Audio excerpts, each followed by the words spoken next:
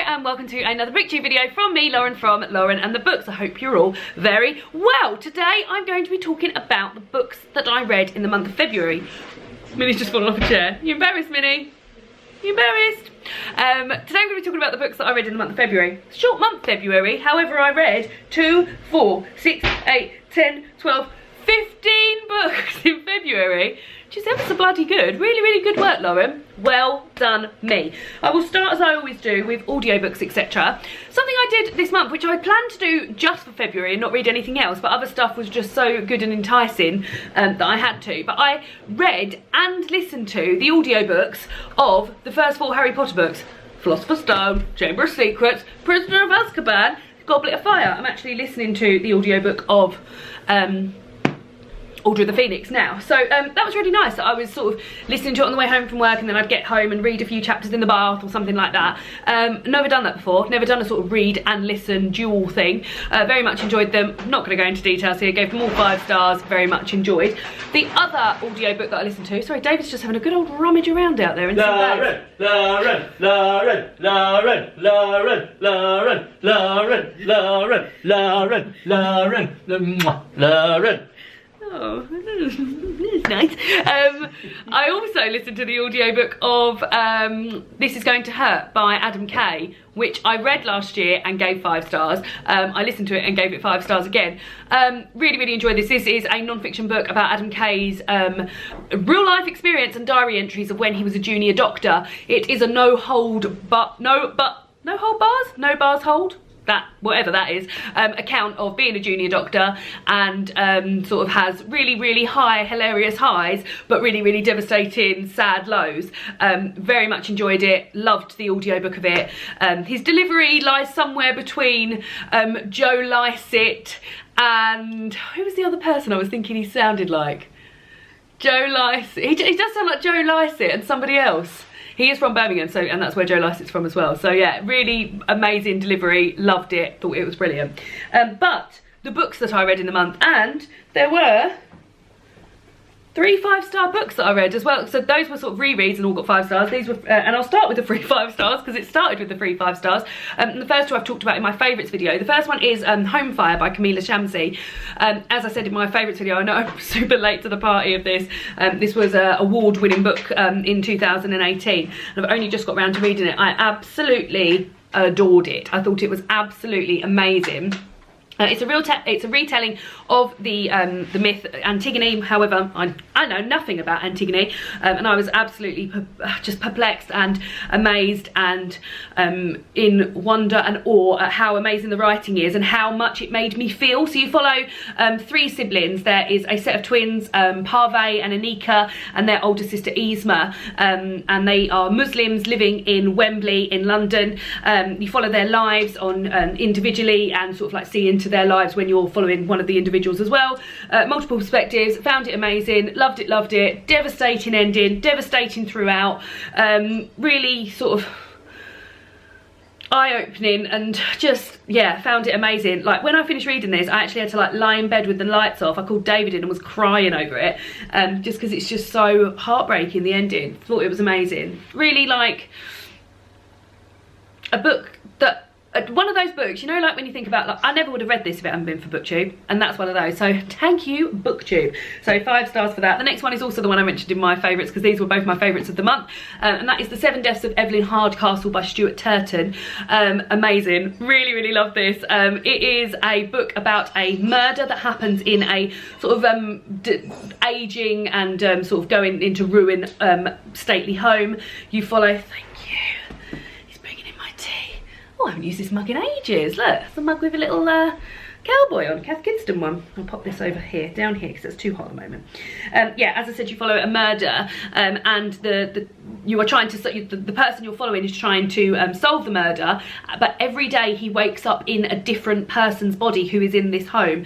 So he sees, in this stately house, so he sees like a different perspective on the day.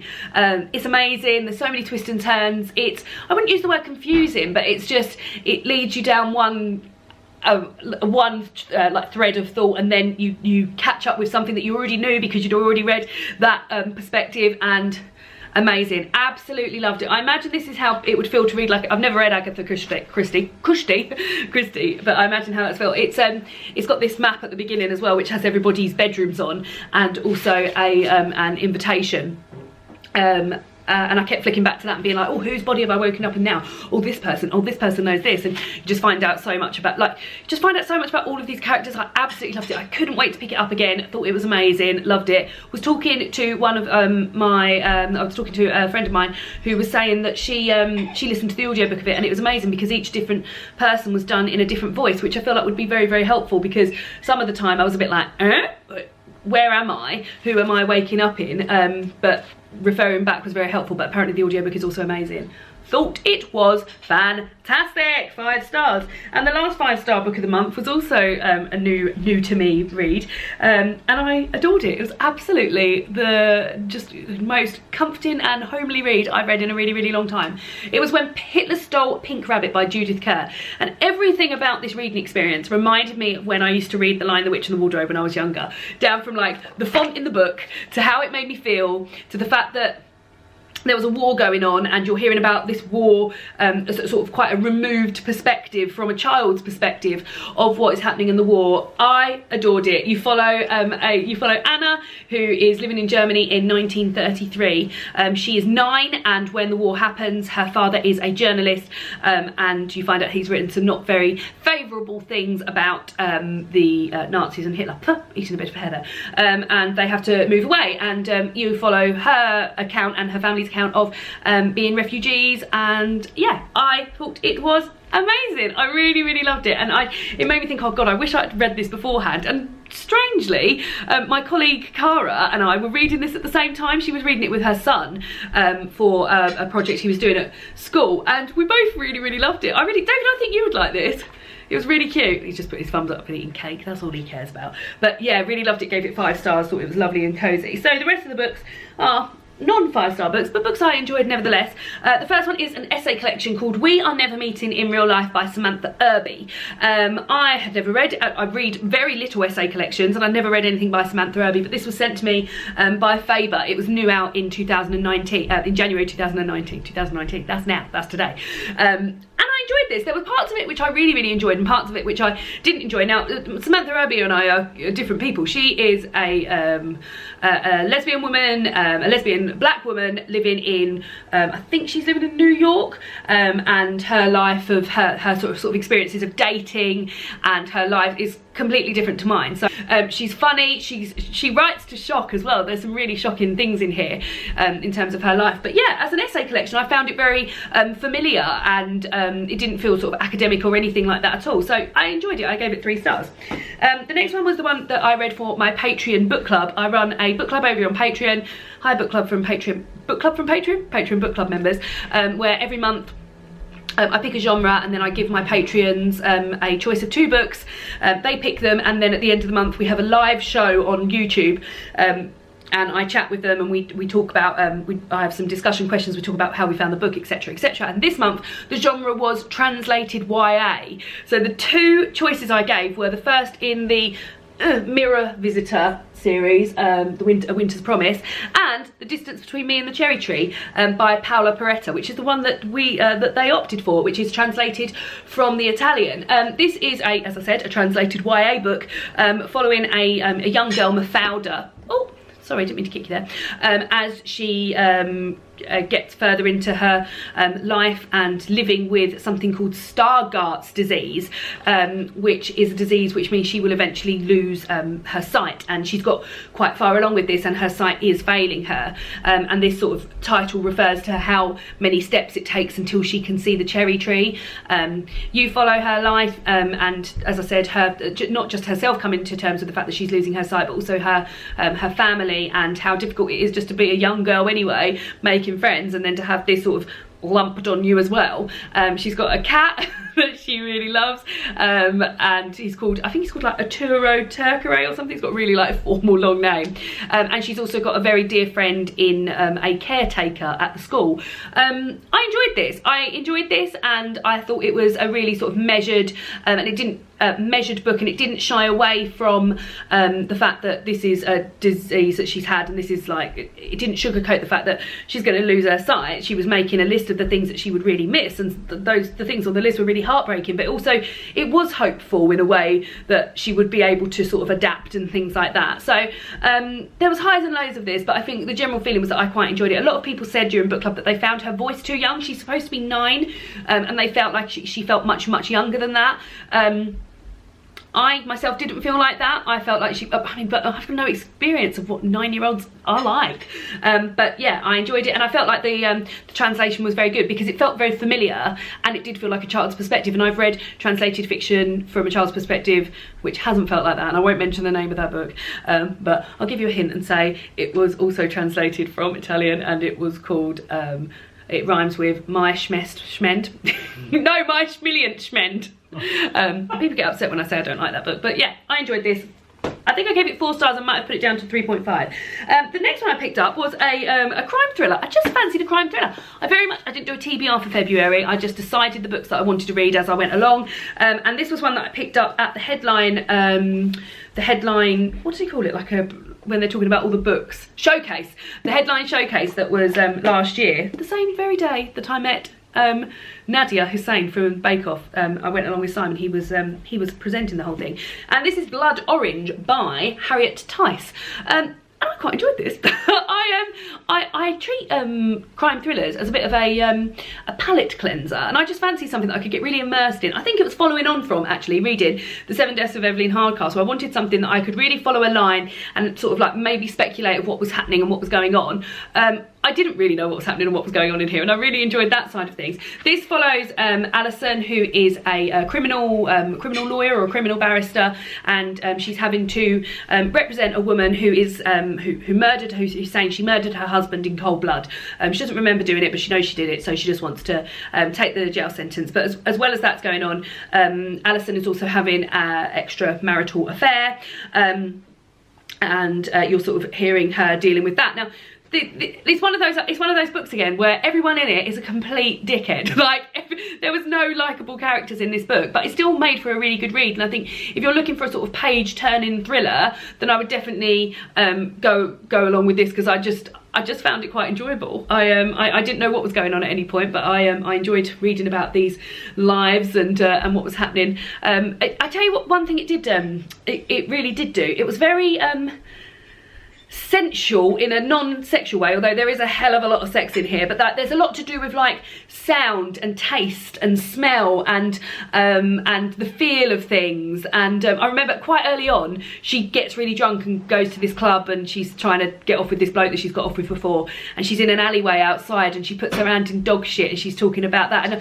like it was just stuff that like really like hard-hitting things. And I think, oh god, imagine having like dog shit on your hand and then trying to rub it off on your coat before you go into a club, and like stuff that really like anchored you in and sort of like, oh, like woke you up to what was happening in the storyline. I quite enjoyed it. I think I gave it 3 stars. I would recommend, yeah, definitely. The only thing I will say, and I never know what the actual, there's a trigger warning. I'm giving you a trigger warning, which is unhelpful because I don't know the actual thing, but it's called, I think it's called asphyxiation. So I've just got David to look it up, and it is called asphyxiation. So yeah, trigger warning for asphyxiation going on in this book. And then the second to last book I read was Dumplin by Julie Murphy. Now, I watched the film Dumplin in January and absolutely loved it. One of my favourite films ever. I absolutely adored it, and I was very, very keen to read the book, having enjoyed the film so much. Now, I did enjoy the book. I will go to say it's one of those very rare occasions for me where I actually enjoyed the film more than I enjoyed the book. I feel like I warmed much more to the characters in the film, and I feel like Willow Dean in particular was much more kick-ass in the film than she was in the book. It's not to say the book's unenjoyable, and I think maybe if I'd have read the book first, I would have loved the book and then been even more thrilled that the film was better. But I did prefer the film. There's a character in here called Millie who I really, really love, and I want to read more about her, and there's a new book out in this series called Puddin', which is about Millie. So I think I sort of read this thinking, I wanted to go on and read the book about Millie, so I think that's what I'm going to do. But yeah, I enjoyed it. I gave it 3 stars. But as I said, one of those rare things for me where you where I actually preferred the film. I'll tell you briefly what it's about. It's about a young girl, Willow Dean, who lives in Texas. Her mother is a past beauty queen. They've got this big pageant that happens every year, and her mother won it when she was much younger, and she runs it. She won it when she was much younger, and she runs it now. And Willow Dean is not a typical entrant to that pageant. She's a bigger girl, and she's never been interested in entering the pageant. However, she finds an application form that I'm trying really to differentiate between what actually happened in the film and what happened in the book. She finds a application form from her that her aunt, who is now dead, who she had a really strong bond with, that she applied for this pageant one year, and she decides that she's going to apply for it, and she becomes, and this is I believe a quote from the film, not the book, the sort of Joan of Arc of fat girls, she describes herself as, and then enters the pageant, and a lot of other girls are sort of led to enter the pageant because she does so. I enjoyed it, but like I said, I preferred the film. That never happens, but I did prefer the film. And then the last book I read is a book that David bought me for Christmas, and that was Ma'am Darling by Craig Brown, and this is 99 Glimpses of Princess Margaret. Now, I have watched The Crown before, and I'm currently re-watching The Crown. David's watching it for the first time, and Princess Margaret is a constant source of interest for me. I very much enjoy watching about her character and reading about her character, and David bought me for Christmas, knowing that that was how I felt. Now, there was parts of this book where I was like, that's very, very interesting, but what I had to keep reminding myself of, and this hit me in a bit of a way, is that the chap that wrote this is a satirist, or he writes satire basically. So there would be interspersed in this book chapters that were complete nonsense and were lies. So for instance, there's a whole bit in here about when Princess Margaret married Pablo Picasso, and there's other bits in there. I can't think of any actual examples now, but like things that just weren't true, and there's nothing in this book to differentiate those chapters of things that are completely not true to the facts.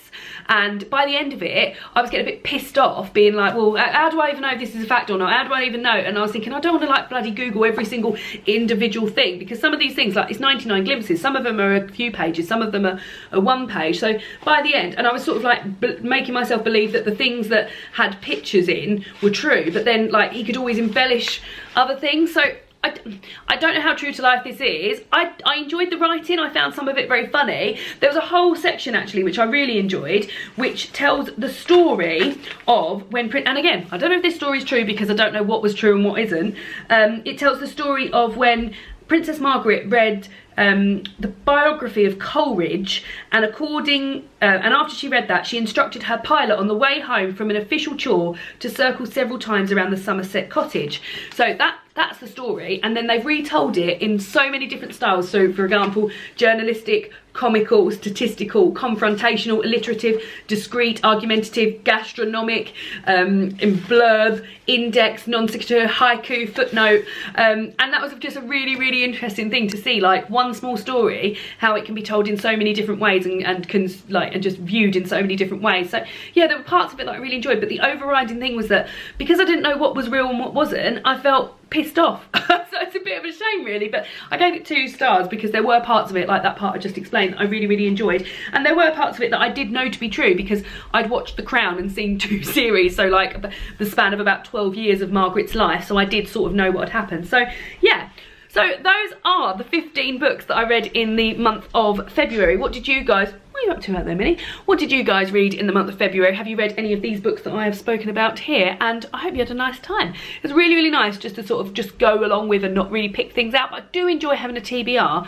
That's not to say I don't enjoy having a TBR, but it was nice just to sort of pick things out as they went, which I very much enjoyed. I'm going to go and edit this video now and finish this cup of tea, and I'll see you all again on Wednesday. I think that is going to be, speaking of TBRs, I think that's going to be my TBR for March. And it's also going to have a little bit about the Women's Prize long list, because that is announced on Monday, which when you're watching this video will be tomorrow. So yeah, there's going to be a little bit about the Women's Prize, and linking that in with my TBR for the month of March. So I'll see you then. Bye!